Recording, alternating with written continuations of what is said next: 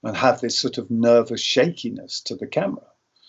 Or I'll put it on a steady cam and float because I'm confident, because this scene is one of security. I mean, you don't film royalty with a handheld camera. No. Royalty is having a nervous breakdown. So I work as a cinematographer, I work emotionally as if I am a character in the film, as if I'm giving the audience an opportunity to step into this story, and then I'll help them be nervous or secure or calm or excited along with what's going on. And that's my style. But, you know, the difference between that and fly on the wall, which a lot of directors say to me, Ben, I just want fly on the wall. Well, what that means is you've got to be everywhere all the time, making every second count from different weird angles without the person knowing you're there. So you're like a fly in the room that's just flying onto the side of your laptop or onto your knee or up in the ceiling on the wall, and so it feels like no one knows you're there. No personality put into the shot sort of thing. It's more like there is, of course there is. There's always personality. You can take a wide angle and hold it right up high in the corner of the room and get a kind of security camera view, or you can just zoom in and just follow the person when they're being quiet and thoughtful. You know, there's always style to it. It's just it's exhausting. Yeah. You film like that for 18 hours a day, which is what I did on One Giant Leap, my first job. I filmed the making of, I filmed all the music sessions, I filmed all the interviews. I was working from 7 in the morning until about 10 at night. Wow. And I fell asleep with a camera in my hand, you know, just putting the batteries on charge. And then I wake up and there's a view outside my hotel room window of a time lapse of the sun coming up. I better film that. And then off I go and just keep it. I shot 1,600 hours for that last film. And that was a 2-hour film.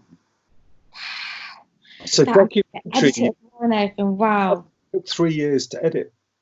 I don't think the directors saw all the footage. It was just too much. So I would go along to the edit 2 years into the edit, and I would say, oh, you know what you should get is that shot that I made there. And I have this great, you know, I'm not an academic, but I can remember whether I shot a close up there and how many takes. And so there's a kind of cinematic memory I have. And that's great. That's great news. But ask me what somebody's name is I've just met on set. Forget it. I can't remember people's names at all. And that's why, you know, in the acting profession, you call everyone darling, because actually you meet so many people and they all know your name, but you don't know their name. And it's a bit of apology. You know. From now on. Anyway, we've got loads more to say, but I said I cut it at 30 minutes. But we are going to definitely do more of these because I'm sure we've got a million more questions to go through. I know I've even got more questions now than even that I wrote down. So I'm going to end it here. Okay. And until next time. So I'm going to stop the recording. So thank you very much for watching, everyone who's watching right now. I'm Fyer-Films. This is Ben Cole. Until next time.